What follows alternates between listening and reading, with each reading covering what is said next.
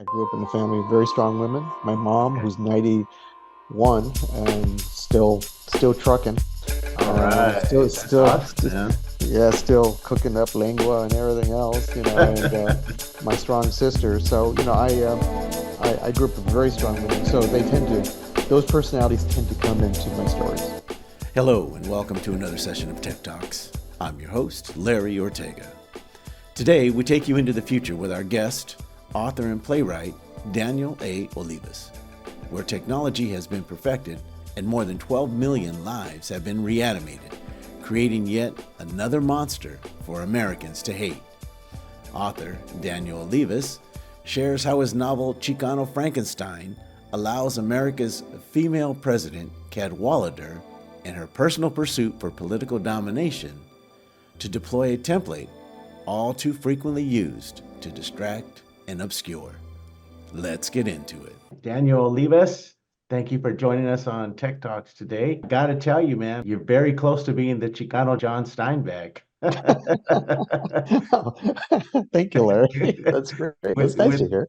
with your Chicano Frankenstein. And I really enjoyed your book so much. I thought it was a fantastic literary composition that just illustrated a tremendous amount of talent. I was really excited to talk to you today. Let's get into it, man. I saw from your background that you've written many things. Thank you for having me, and thank you for those kind words. Writing is a very lonely endeavor, and it's only when we interact with readers.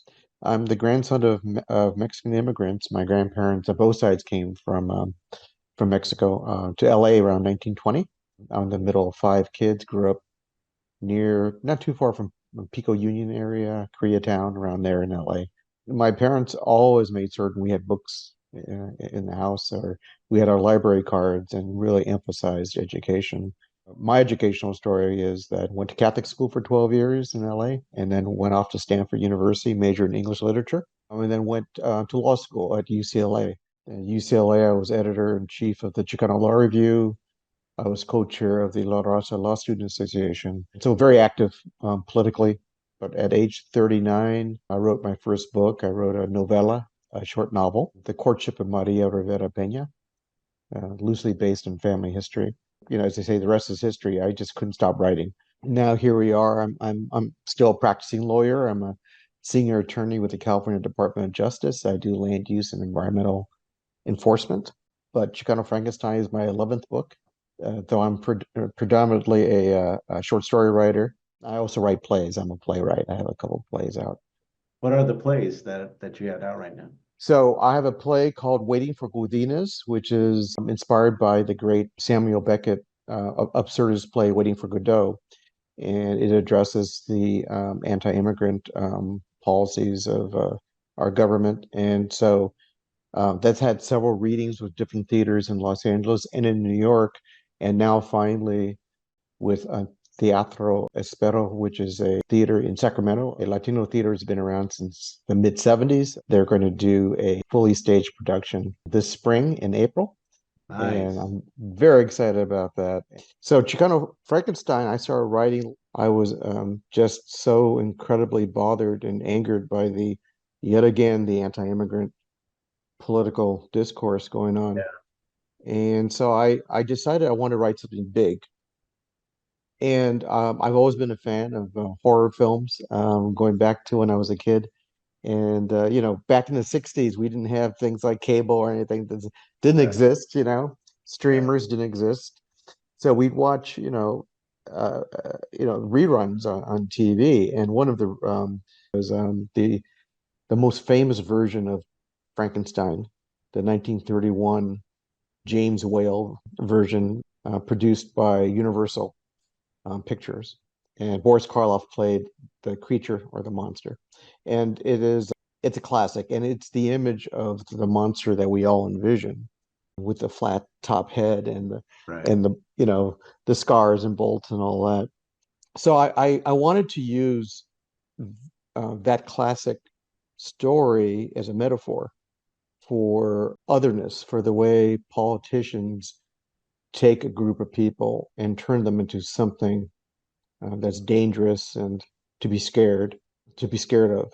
And so for several months prior to writing, I reread the novel by Mary Shelley. I watched the classic film, which is very different from the novel. In the novel, the creature speaks very eloquently and gives several powerful speeches about being hated and abandoned by his creator, Dr. Victor Frankenstein. In the movie, he's a grunting Right. monster that doesn't say very many words, and so they're both very very different. But Mary Shelley created a truly wonderful novel.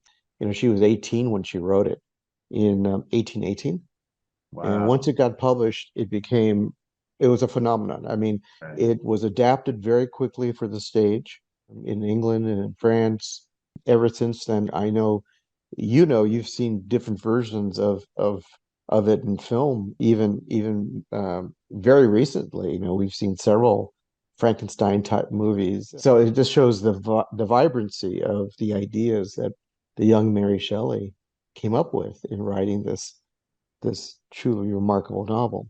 So I decided to use it as sort of like a writing prompt to help me develop my story and create my characters. What was the relationship was like the immigrant is like the Frankenstein, like it's the monster, or just generally is we needed a monster, right? We always need a monster, right, in politics so that we can say, that we need to kill that thing or we need to get rid of that thing, or that's the reason why things are so bad, right? Is that the idea here? Right. So in my novel, which takes place in the near future, reanimation is now perfected. And in the United States, there are 12 million reanimated people. In that process, their histories are wiped, their memories are wiped. They still have the skills that they learned to Right. do different things. And we have a right-wing president, Mary Beth Cadwallader, who is trying to pump up her midterm election numbers, increase, her numbers of her party in the House and Senate. And so she's on a crusade, so to speak, to make America safe again, or massa.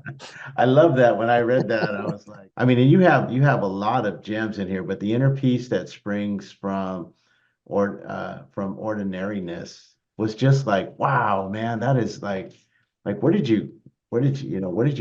was that? Where did you get that from? That was just like Huh. amazing, man. Well, so my main character, who remains unnamed throughout the novel, Right, just in the right, same way in Mary Shelley's novel, the creature is never named.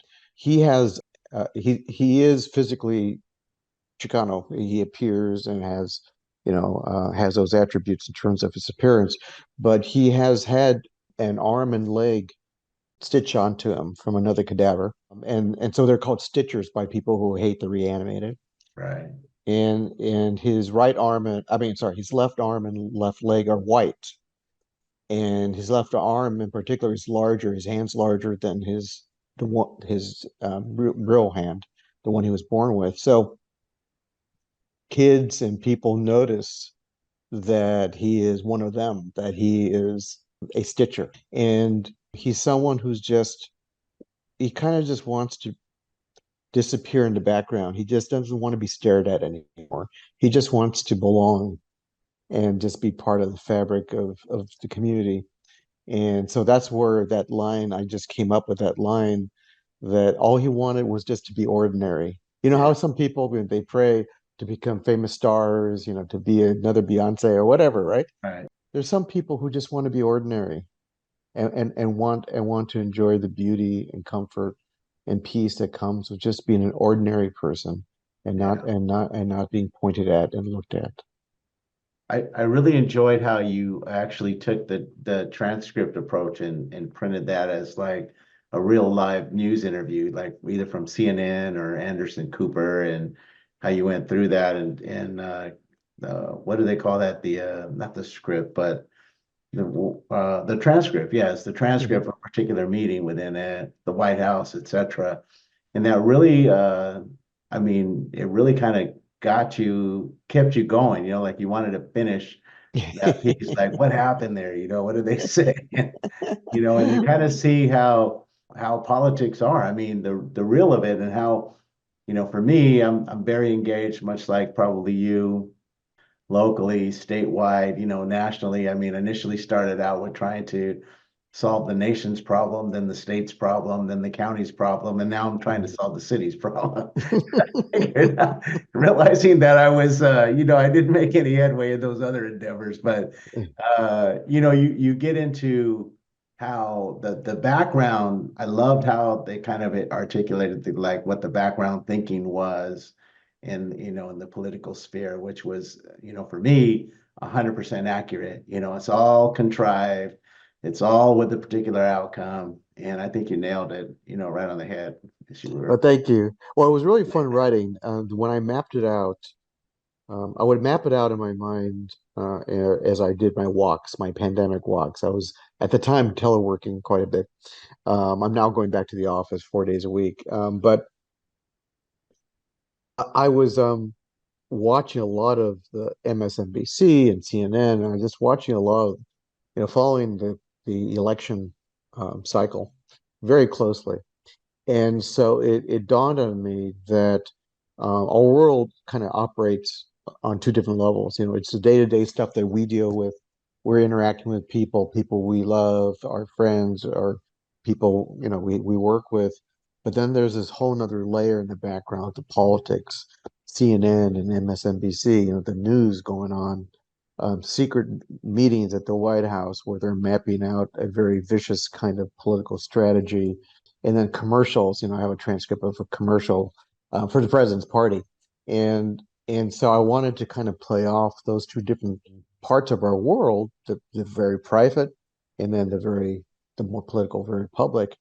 And so what I do is I alternate. I have several chapters where, well, it begins with a news article that kind of sets the stage Right. for the president and the anti-reanimation movement that she's trying to push for the midterms.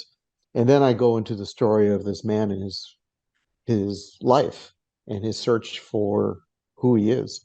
And then I intersperse every so often with a transcript, as you noted, a White House meeting. It was fun to write, and I wrote it in 50 days. I wrote it. It was a very short time in writing it. Wow. I was every morning, because I have a day job, I would write in the early morning. I would write at night. I wrote on weekends, and I wrote during the Thanksgiving holiday. And I completed, it's not a long novel. It's about 47,000 words, but it's tight, and it moves. And I felt like, I have my story, and I started submitting it to different presses. And it got picked up by a wonderful independent press out of Portland, Forest Avenue Press. They do beautiful books. I've always loved the books that they produced, and um, it got accepted by them. So we were off to the races, as they say. Of course, I mean, it's fantastic. It's fantastically written. I also, and I wanted to ask you, trying at that point, are you trying to make sure that you have a female understanding, or a sensitivity, similar to how I guess Faustina was upset when the man asked her to join him, and finding, kind of what his background was about. As you're writing, are you being cognizant of that? Are you purposeful in that intent? Because it seemed like that had a female, like, enticing catch, if you will, trying to, like, the sensitivity part of it, right? Like, because I didn't quite get the why Faustina was upset at the fact that the man asked her to join him.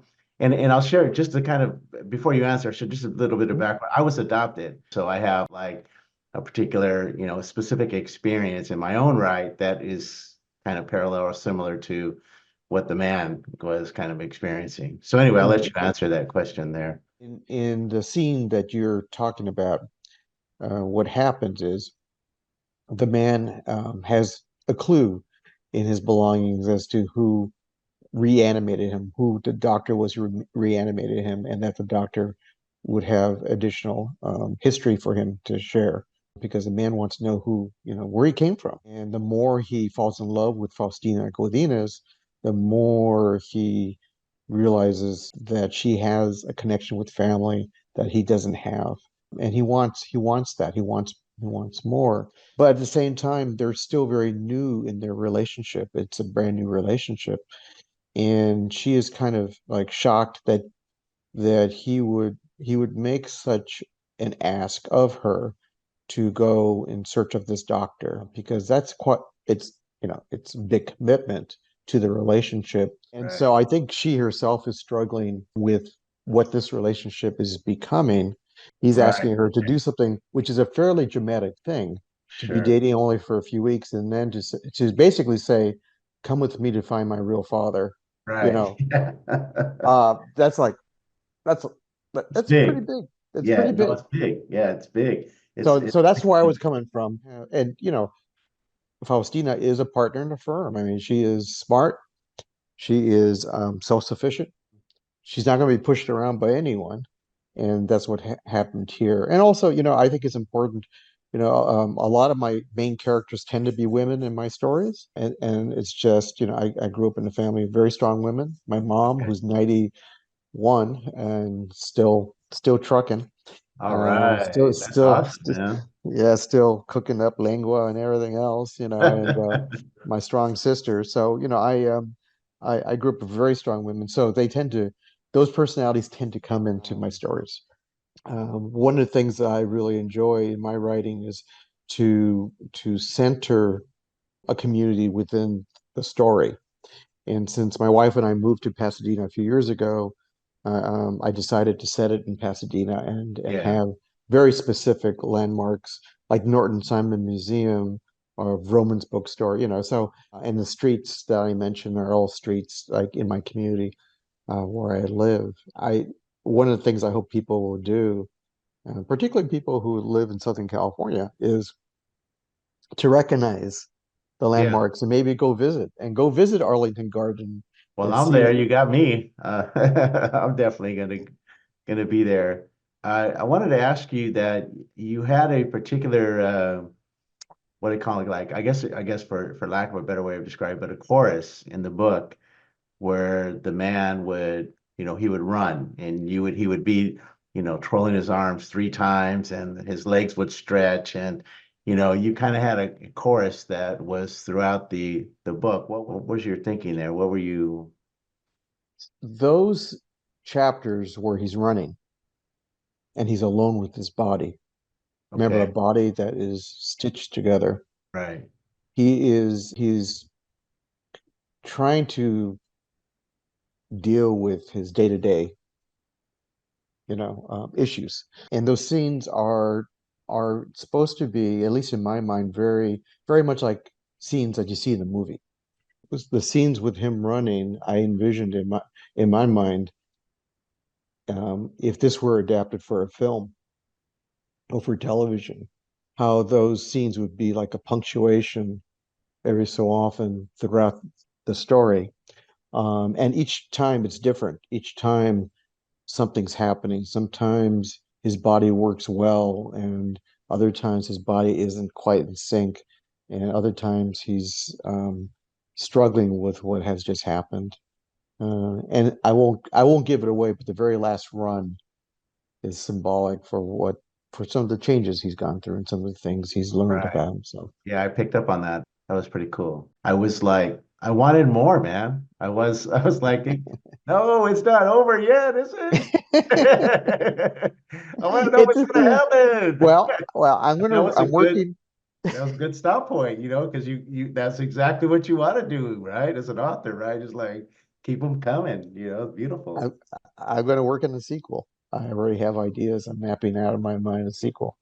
There's a document out there right now that exists in public that indicates that Universal Television has optioned this novel. I, I think other people do see this as something that could be developed into a television series. And of course, Universal did the most famous Frankenstein, the Oh, okay. 1931 version. So, in some ways, it'd be a perfect fit. Viewers. What is this difference between a short story and let's say a novel? Steinbeck famously wrote some, short novels, right? And then we see novels that are like 700 pages, right? Huge tomes. Um, so, so if you start hitting the point where you're at about 40, 45, 50,000 words, you're pretty much in novel range.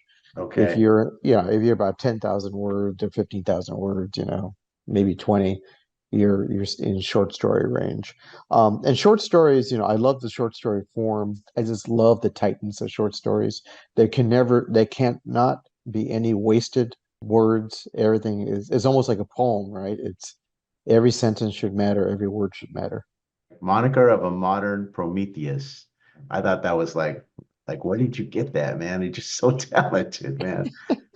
What was Well, well, the subtitle of Frankenstein is, the modern Prometheus, and Prometheus, was in Greek mythology was the person or I guess he was a god or part god, who stole fire from the Greek gods and gave it to man. And fire is the symbol of knowledge and technology. So the gods were very upset with Prometheus for doing that. So he got punished. He got tied to a rock, and every day um, a big bird would come down and pick away at his liver. And the liver was believed to be the center of human emotions. And okay. so, and then the liver would grow back, and then every day the eagle would come back and pick away. Okay. Take it And away. so, and so the way Mary Shelley is using the Prometheus concept as a subtitle for her novel is, Dr. Frankenstein basically trying to play God by creating life. Things didn't end up very well for Prometheus, and in her novel, things don't end up very well for Dr. Frankenstein Right. as well. So, and I mean, my version of Dr. Frankenstein is Dr. Marco Prieto, who's kind of he drinks a little bit too much, and Right. he's a little bit in his mind. He's a widower, And then you and had the reference of the liver, right? How he drank a lot and he's like, yeah, like, as long as my liver keep me in it or what I forget what the phraseology was, but I was like, okay, there it is. yeah, and and when he talks about Prometheus, he said, "Well, I wish my liver could grow back," or something like that. Oh, right. Okay, that's what it was. That's right. Yeah. So yeah, he does like his little drink, and but he also cares about culture and people, and in many ways the wiping of the reanimated people's history is can be looked at as a kind of a metaphor for assimilation and for how we see this big fight in schools like in Florida to try to remove books about people's culture and history, take those books away from the students, you Mm. know, um, not to learn about things like slavery and all that, because it's just those are inconvenient truths. They don't want to upset some some families to dredge up those kind of things. I didn't So catch that, but that's an amazing analogy, man. I think a parallel that is absolutely true. It actually is very profound because it's what we as Chicanos have experienced all our lives, man. I mean, on our birth certificate it says white. that's Yeah, right.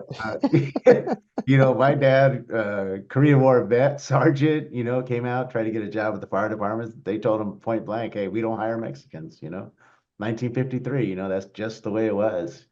And on and on and on. And I think a lot of his stories and what he told me, shared with me, they're not in our history books. They're not they're not written anywhere. And I wouldn't be motivated and do what I do Mhm. were it not for those stories. Were not for him, sharing that he went to an all Mexican school in the second grade in Laverne, California. Right, right. I my book is dedicated to my father, who passed in 2020, and he also was a Korean War veteran. Okay. He fought in Korea. He was a Marine. He actually wanted to be a writer. When he came back from Korea, he worked in a factory in Watts and courted my mom. Then they got married, and when he was working at the factory at night during the day, he would type away on Royal Deluxe, a Quiet Deluxe. That's what it was called. I have his typewriter, in fact. Oh, no Uh, kidding. Wow. yeah, yeah. And it was a model that Hemingway used. And but none of his work got accepted. He got rejected repeatedly, and so he burned everything, he said, and focused on his family, focused on getting educated, and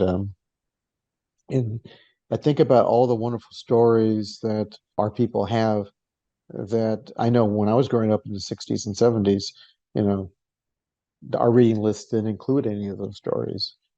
Things changed later, for my son when he was in school, he had reading lists that included Rudolfo Anaya's Bless Me Ultima, for example, or Sandra Cisneros' House on Mongo Street, so things started, to change.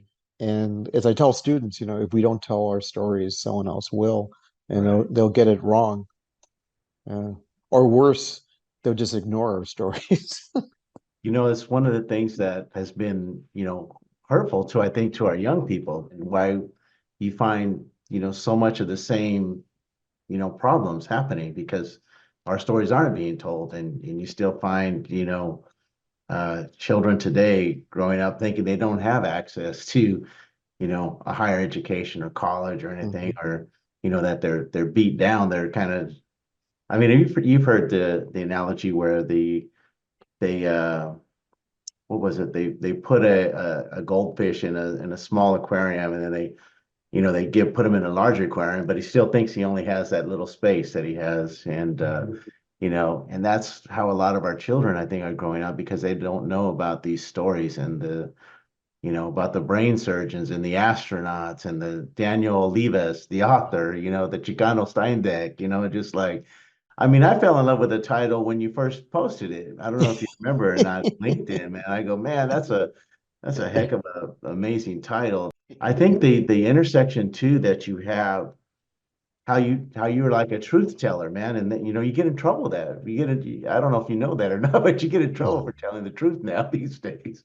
And the big yeah. pharma thing, how you tied that in, on how that was like, oh my God, how many times is this happening? But we also know that we have seen pharmaceutical companies make a ton of money in certain areas. For example, if you think about medication for diabetes, it's a scourge of our community, diabetes, and how the prices are just pumped up so dramatically. In my novel, as you were noting, in order to get the original reanimation law passed to allow reanimation in the United States, the pharmaceutical company ended up getting a nice little cut of that pie with this medication that's not really needed, but everyone's told that it's needed in order to allow the reanimation to people to survive Yeah. and live their lives. The intersection of reality, today's reality, and what's happening today in your book, your novel, was amazing. You did a fantastic job about it. And how you mentioned it really kind of, again, just like, gosh, man. In the end, though, my hope is that it's an entertaining book, It is. Oh because yeah. yeah, there's political elements to it, maybe lessons people can draw from it, but in the end, a novel should engage and entertain and make people want to keep on reading. And if they happen, and if they happen to the novel happens to make someone think about something or make them like realize something or make them want to go visit a park, Arlington Right. Garden or something, Yeah. that's like icing in the cake for me as a writer. You know, first and foremost, write something that's entertaining and that it gives some joy to the person. But if it makes people learn something or think about something or want to explore other things, that's fantastic. I love to hear that. How did you get started? I mean, like, as a wannabe author, of a novel myself, what were some of your first steps that you took to actually, you write a manuscript, you write a story? Did you have a coach? Did you have someone that kind of walked you through the process of becoming the great writer that you are today? No, I just read a lot. I read and read and read. I was an English major in college. Always loved reading. I didn't take any creative writing, in fact, at Stanford because I thought it was a frivolous thing to do. Hmm. I wanted to be an English professor, you know. But then I realized that's a hard job to get and stay in California, so I went to law school instead. My advice to wannabe writers is to read voraciously and then find the books that really touch you and try to analyze, understand, not only, what makes a beautiful chapter or wonderful sentence, but, you know, how does this author map out the shape of the novel? What are they doing in chapter one and chapter two? And then if you have a story to tell, I never tell people there's only one way to write. You can do an outline, you can kind of make some, a story arc about where you think you want the story to go. You could do notes in terms of what kind of characters you want to create. For me, I map it out in my mind, and then I just start writing. And I often will let the story, even though I generally know where I think I want the story to go to, I kind of let the chapters develop organically as I'm writing them. That kind of discovery for me is so incredibly fun, you know. And sometimes I have an idea for a chapter, and when I'm done with it, a week later or a couple days later, whatever it might be, it's a completely different thing because my characters that I have created kind of dictated to me what direction it should go. What was your first novel? Like when you decided to say, "Hey, I'm, Daniel Olivas, I'm going to be an author," and you wrote, what was that first thing? What was that first experience? Mm-hmm. Like, how did you get that in? So I was 39, and I'll be real honest with you what was going on. My wife and I had our son, and then we wanted to have another kid, and my wife had multiple miscarriages. And on her fifth miscarriage, I was not dealing with my grief very well.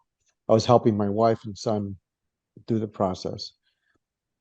And I started to write what would become my first book, The Courtship of Maria Rivera Peña, a short novel. It was cathartic. I wanted to write about the great joys in life, but also the hardship and pain in life. And so that became the impetus to write a short novel based on my family history migration of my grandparents to LA in around 1920, and their love and marriage, and that's how I started writing. Writing is an artistic process. I had always been very creative. I wrote stories as a kid. I wrote for school magazines. I also was an artist, so I drew cartoons. And at Oh, okay. Stanford, Okay. I was art director of the Stanford Chaparral, which is a humor magazine. So I used to do cartoons and write cartoons. So I was always creative. So I never lost my creativity, and I always loved to write. But it wasn't until age 39 where I felt like I wanted to write as an adult. I wanted to write fiction as an adult. And it was liberating. There was something so beautiful about it.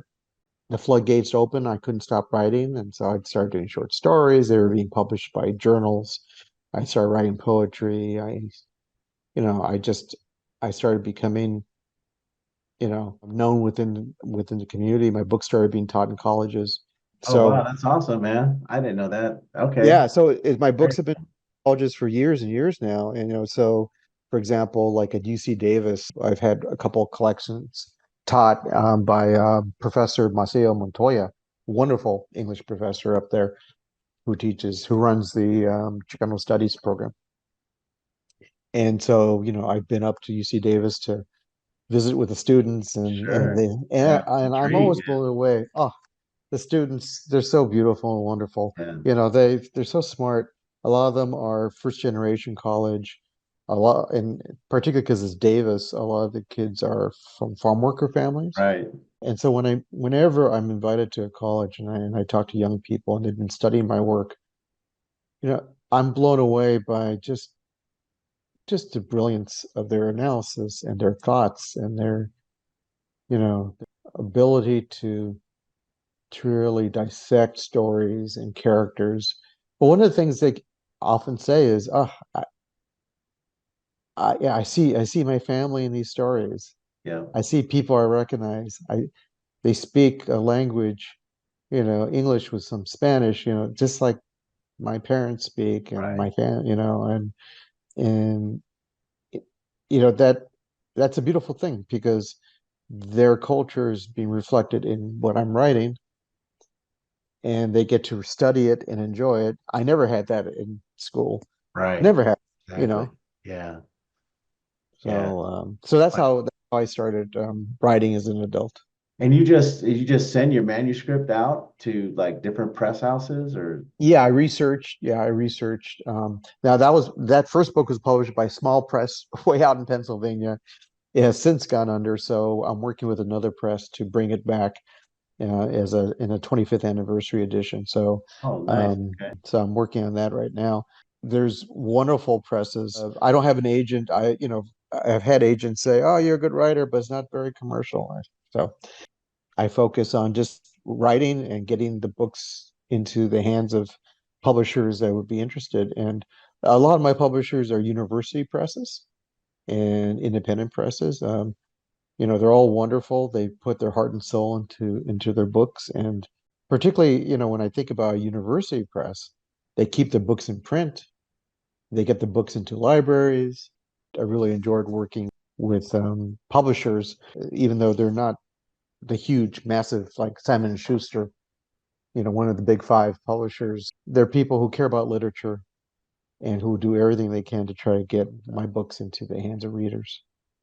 Beautiful, man. Beautiful. We just need more cats like yourself, man.